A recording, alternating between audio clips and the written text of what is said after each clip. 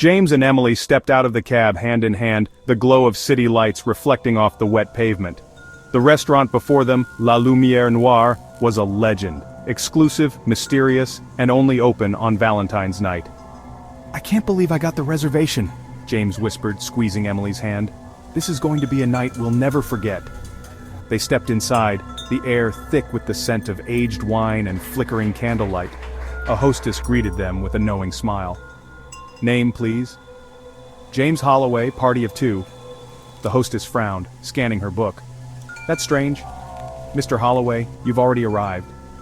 James let out a confused laugh. "That's impossible. We just got here." The hostess motioned to the dining area. James and Emily turned and froze. At their designated table sat another James and Emily. The couple wasn't just similar, they were identical. Same clothes, same expressions, same nervous excitement. "What the hell?" Emily whispered. The doppelganger James turned his head and smiled, a mirror image of James himself. "Hey," he said, voice identical. "What's the problem?" James and Emily approached the table cautiously. "You're in our seats," James said, his voice unsteady. "Doppelganger." Emily tilted her head, frowning. "No, we have the reservation. James Holloway, Emily Carter. We live at 403 Sycamore Avenue. James is a graphic designer, I'm a nurse." James felt the room spin. That was them, down to every detail. The hostess looked between them. "Which of you made the reservation?" "I did," both Jameses said in unison.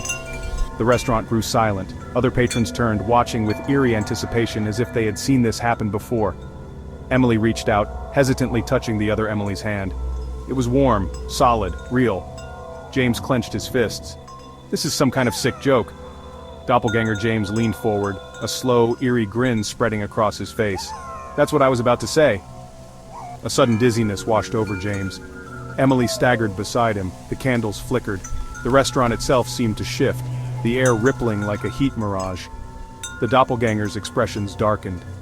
"You shouldn't be here," Doppelganger Emily whispered. Darkness swallowed the room. The next thing James knew, he was seated at the table. A waiter poured wine into his glass. He turned to Emily, heart hammering. "What just happened?" Emily blinked at him. "What do you mean? We just sat down." Across the room at the entrance, the door swung open. A couple walked in, hand in hand, laughing, love-struck. James and Emily. Their eyes met.